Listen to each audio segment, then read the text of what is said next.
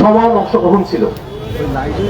আমরা দেখেছি রাজপথে আমাদের নারীরা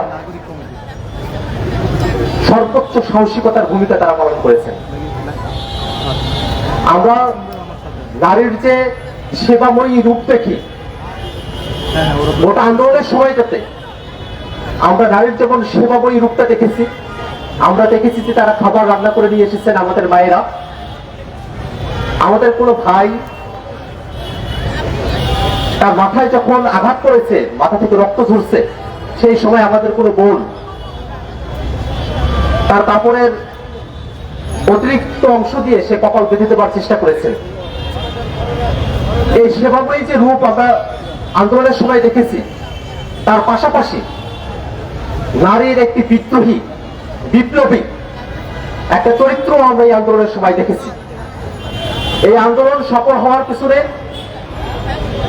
যতগুলো অনুঘটক কাজ করেছে, তার মধ্যে সব থেকে বড় অনুঘটক বাংলাদেশের নারীরা এই আন্দোলনের আত্মতন্ত্র তারা অংশগ্রহণ করেছিলেন এবং তারা জোর কণ্ঠে বলেছিলেন এক দফার কথা, হাসিনা শাহীর জুলুমবাজের বিরুদ্ধে, ফেসিবাদের বিরুদ্ধে তারা তাদের কণ্ঠস্বর উঁচু করেছিলেন।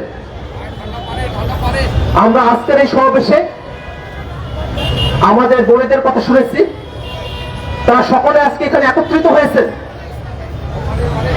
বাংলাদেশে জুলাই আগস্টে যে হত্যাযজ্ঞ চালানো হয়েছে,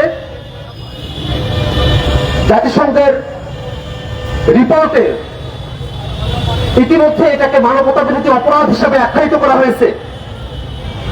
যে বর্বরতম মানবতা বিরোধী অপরাধ জুলাই আগস্টে বাংলাদেশে সংঘটিত হয়েছে, তার সঙ্গে সরাসরি সম্পৃক্ত শেখ হাসিনা এবং তার দল আওয়ামী লীগ, তার বিচারের দাবিতে আজকে আমাদের বোনেরা এখানে একত্রিত হয়েছেন। আমরা আমাদের এই বোনের দাবির সঙ্গে দীর্ঘ সময় ধরে একাত্ম এবং আজকের অনুষ্ঠানেও, আজকের সমাবেশেও আমরা তাদের দাবির সঙ্গে সংহতি প্রকাশ করতে চাই। বাংলাদেশে জুলাই আগস্টে যারা মানবতা বিরোধী অপরাধ চাপিয়েছে, হত্যাযজ্ঞ করেছে, তাদেরকে যদি সঠিকভাবে বিচারের আওতায় না নিয়ে আসা যায়, এই বাংলাদেশের কোন মানুষের, না নারী না পুরুষ, কোন অংশের নিরাপত্তা নিশ্চিত করা সম্ভব নয়। বাংলাদেশের বিচার ব্যবস্থাকে একটি উচ্চতম ন্যায় বিচারের ক্ষেত্র হিসেবে প্রতিষ্ঠা করবার যে সংগ্রাম, যদি আওয়ামী লীগের বিচার না হয়, শেখ হাসিনার বিচার যদি না হয়, তাহলে জুডিশিয়ারিকে, বাংলাদেশের বিচার ব্যবস্থাকে যে নিরপেক্ষ এবং ন্যায় বিচারের কাণ্ডারি হিসেবে আমরা দেখতে চাই, তা করা সম্ভব নয়। অতএব বাংলাদেশের মানুষের নিরাপত্তা নিশ্চিত করতে হলে, জুলাই আগস্টে যারা শহীদ হয়েছেন তাদের ন্যায় বিচার প্রাপ্তি নিশ্চিত করতে হলে, বাংলাদেশে যাতে ভবিষ্যতে আর কোনো ফেসিবাদ মাথাচাড়া দিয়ে উঠতে না পারে, হাসিনার মতো কোনো ফেসিস্ট জন্ম নিতে না পারে, সেরকম উদাহরণ তৈরি করতে হলে অবশ্যই অবশ্যই বাংলাদেশে আওয়ামী লীগের রাজনীতিকে নিষিদ্ধ ঘোষণা করতে হবে। এবং একই সাথে আমরা একটা জিনিস খুবই গুরুতর ভাবে খেয়াল করছি, বাংলাদেশের দীর্ঘ সময় ধরে যারা ফেসিবাদ কায়েম করে রেখেছিল, যারা এখানে খুনের হুমকিদাতা, যারা এখানে খুন সংগঠন করে গেছে, সেই খুনি হাসিনাকে ভারত আশ্রয় দিয়ে রেখেছে।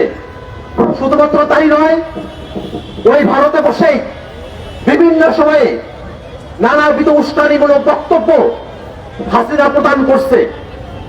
আমরা বাংলাদেশ সরকারের কাছে আহ্বান জানাবো, ভারত সরকারের সঙ্গে কথা বলে প্রয়োজনে আন্তর্জাতিক পর্যায়ে চাপ প্রয়োগ করে, আন্তর্জাতিক পরিমণ্ডলে বাংলাদেশের পরিস্থিতিকে ব্যাখ্যা করে, আন্তর্জাতিক ফোরামগুলোকে অ্যাক্টিভেট করে শেখ হাসিনাকে দেশে ফিরিয়ে নিয়ে এসে তাকে বিচারের মুখোমুখি দাঁড় করাতে হবে।